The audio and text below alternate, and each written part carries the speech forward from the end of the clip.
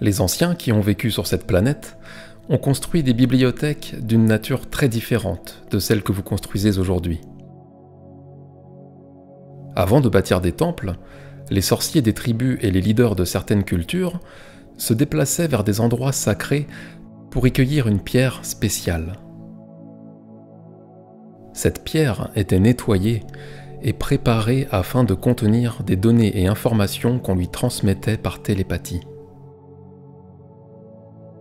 On concevait la forme du temple et les constructeurs utilisaient la géomancie naturelle et le flux d'énergie de l'endroit pour rassembler la somme totale de leurs connaissances dans la pierre même de la construction.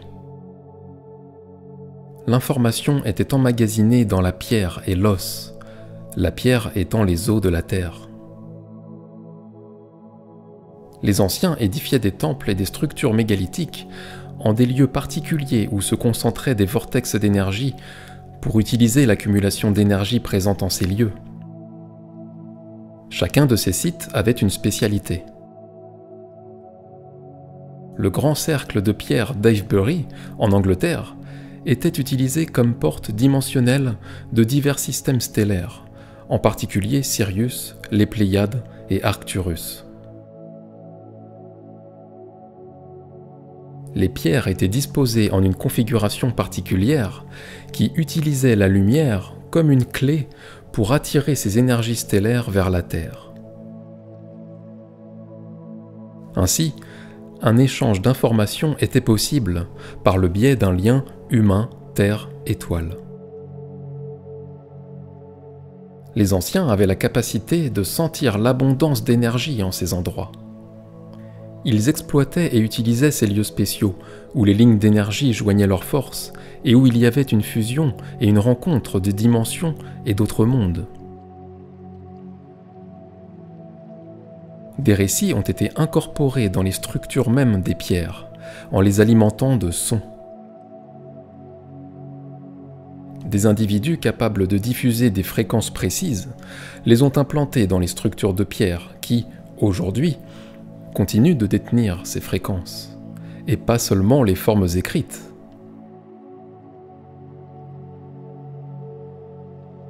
Il y a d'innombrables sites sacrés sous la surface de la Terre, attendant une fusion dimensionnelle. Depuis le début des années 80, les crop circles sont devenus spectaculairement abondants, dans et autour des régions du Wiltshire et de la plaine de Salisbury, en Grande-Bretagne, où de nombreux mégalithes sont encore debout. Ces signes mystérieux apparaissent comme par magie dans les champs de céréales de la campagne anglaise. Ils sont alignés en synchronie sur les sites sacrés de Stonehenge, Avebury et Silbury Hill, tous largement reconnus comme des endroits d'harmonisation avec le ciel.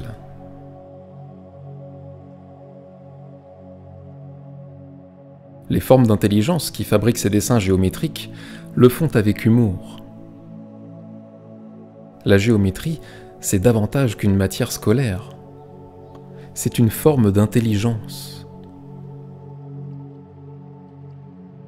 Vous découvrirez que l'intelligence supérieure a souvent un merveilleux sens de l'humour. Les crop circles sont fabriqués avec du son. Et ils ont un but certain, car ils s'adressent silencieusement à la conscience de masse. Ils surgissent sur Terre pour modifier les possibilités dimensionnelles et ouvrir des portes et des portails permettant à d'autres énergies d'entrer. Ces glyphes géométriques dans les champs de céréales détiennent leur propre symbolisme et constituent des encyclopédies d'informations. Vos corps ont une reconnaissance bien plus grande du message des crop circles que votre esprit rationnel ne peut en saisir actuellement. Ces crop circles traitent de bien des choses et constituent de véritables symphonies préparant les terriens. Ils parlent de ce qui s'en vient et du choix d'une grande importance de ce que vous devrez tous faire. Le choix du monde dans lequel vous désirez vivre. Les glyphes des crop circles accélèrent votre processus évolutif et celui de votre ADN, incitant votre esprit à s'éveiller. Ils ont en partie pour but de paver la voie afin que la conscience de masse saisisse ce qui est présentement inconcevable. Vous n'êtes pas seul, et la complexité des symboles deviendra plus prononcée à mesure que les glyphes accélèrent votre conscience des autres formes de vie. Les prophéties anciennes parlent de signes sur la terre et de signes au ciel. Il y a un plan à l'intérieur d'un plan, lui-même à l'intérieur d'un autre plan. Dans le ciel et au-delà, des amis orchestrent des niveaux d'influence par-dessus et au-dessus de ce que vous pouvez imaginer à présent. Des combinaisons de forces existent au sein des crop circles, et vous les verrez comme de la géométrie lumineuse dansant dans l'air. Les glyphes créent des changements qui vous apporteront de l'information. Votre défi sera alors de comprendre cette nouvelle connaissance et d'avoir à la fois les pieds sur terre et la tête au sommet de l'univers. Pouvez-vous entretenir cette imagerie?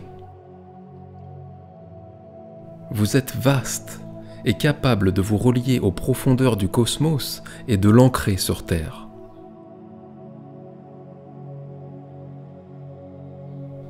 Si vous examinez soigneusement les documents historiques et les manuscrits, vous découvrirez que les glyphes des crop circles ne sont pas un phénomène exclusif à ce siècle.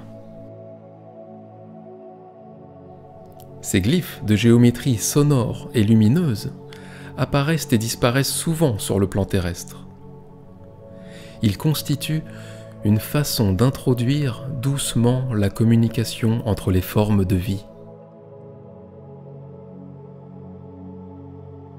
Ils sont aussi bien plus qu'un vaisseau spatial qui atterrit avec des êtres étranges disant « Salut, nous voici, on a un scoop pour vous ».